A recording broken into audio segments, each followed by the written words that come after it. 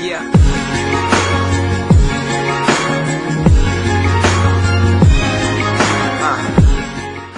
Salut les amis de Nature Santé et bienvenue sur notre chaîne YouTube qui s'intéresse à la santé au naturel, à votre bien-être et aux astuces. Avant de vous présenter le sujet d'aujourd'hui, je vous prie premièrement.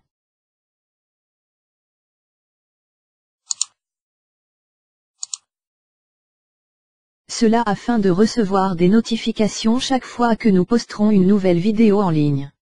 Si c'est fait déjà, je vais vous parler aujourd'hui de 6 signes d'un mariage sans amour. Il n'y a rien de plus magique que de tomber vraiment amoureux de quelqu'un.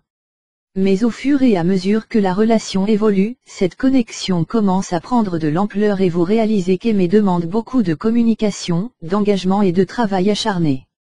Ainsi, si le couple ne met pas les efforts nécessaires, une relation durable telle un mariage peut se faner et devenir sans amour. Vous vous demandez peut-être comment un mariage basé sur l'amour peut se transformer en une relation sans amour et sans sentiment. Il faut savoir que cet état n'arrive pas du jour au lendemain, et il est possible d'arriver à ce point sans même se rendre compte que quelque chose ne va pas dans la relation. Qu'est-ce qu'un mariage sans amour ? Il peut être facile de confondre un mariage sans amour avec un mariage sans sexe, mais les deux ne sont pas la même chose.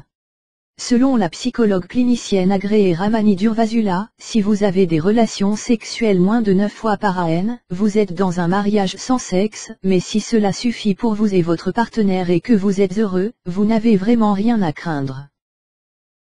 Une relation sans amour, en revanche, signifie que vous ou votre partenaire ne vous sentez pas aimé ou que vous n'avez plus d'amour pour votre partenaire, affirme le sexologue Ian Kerner. Quels sont les signes d'un mariage sans amour ? Chaque couple peut passer par des moments difficiles, mais si vous rencontrez des problèmes persistants, vous vous retrouvez peut-être dans une relation sans amour. 1. Il y a une distance constante entre vous. Il est normal d'être pris par la vie quotidienne, les enfants, le travail, etc. En conséquence, si vous ne réagissez pas et que vous ne prenez pas votre vie de couple en main, il se peut que vous et votre partenaire entraîniez votre relation vers une froideur sans vous en rendre compte. 2. D'autres aspects de votre vie viennent en premier. Le travail, les facteurs de stress et les obligations familiales peuvent réellement vous éloigner de votre relation de couple. Mais si vous remarquez que c'est le cas et que vous ne faites rien, ou que vous en faites l'un de vos derniers soucis, cela peut être un problème. 3. La communication est vraiment mauvaise. Est-ce que vous vous disputez beaucoup? Ou est-ce que vous arrêtez de vous parler pendant longtemps? Selon Durvasula, parfois s'éloigner l'un de l'autre en raison de disputes peut vous confirmer si vous êtes toujours amoureux ou non de votre partenaire. Cependant, c'est plus inquiétant si vous ne vous disputez pas du tout, car c'est un signe que vous ne vous investissez pas pour améliorer les choses. 4. Vous pouvez ou non avoir des relations sexuelles mais sans amour. Il est possible d'avoir encore des relations sexuelles dans une relation sans amour. Mais dans ce cas, d'après Kerner, vous ne ferez pas l'expérience de l'amour comme une forme de libération, mais plutôt comme un devoir. 5. Vous ne vous souciez pas de votre partenaire. Si l'apathie s'installe dans votre couple, et si vous ne vous souciez pas vraiment de savoir ce que votre partenaire fait ou comment il se sent, alors c'est un signe d'alerte. Selon Kerner, c'est vivre dans un environnement émotionnellement aride. 6. Votre partenaire ne réagit pas à vos efforts. Il se peut que vous soyez dans une relation sans amour et que vous essayiez de relancer votre relation mais votre partenaire ne réagit pas. Si ce dernier a une personnalité narcissique, il est alors convaincu que ce n'est pas de sa faute mais plutôt la vôtre. Pouvez-vous retomber amoureux, ou votre mariage va-t-il échouer?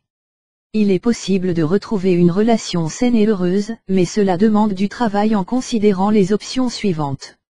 Communiquez avec votre partenaire.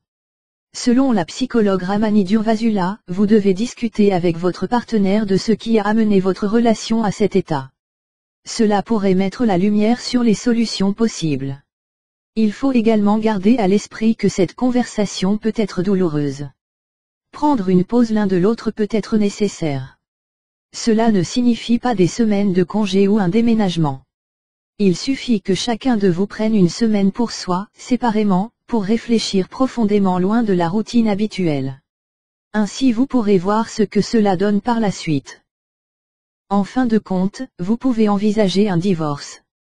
Si vous réalisez que vous êtes vraiment malheureux et que vous ne pensez pas qu'il existe un moyen de trouver un terrain d'entente, le divorce pourrait être une option très envisageable. Le docteur Durvasula recommande de suivre une thérapie individuelle pour en parler.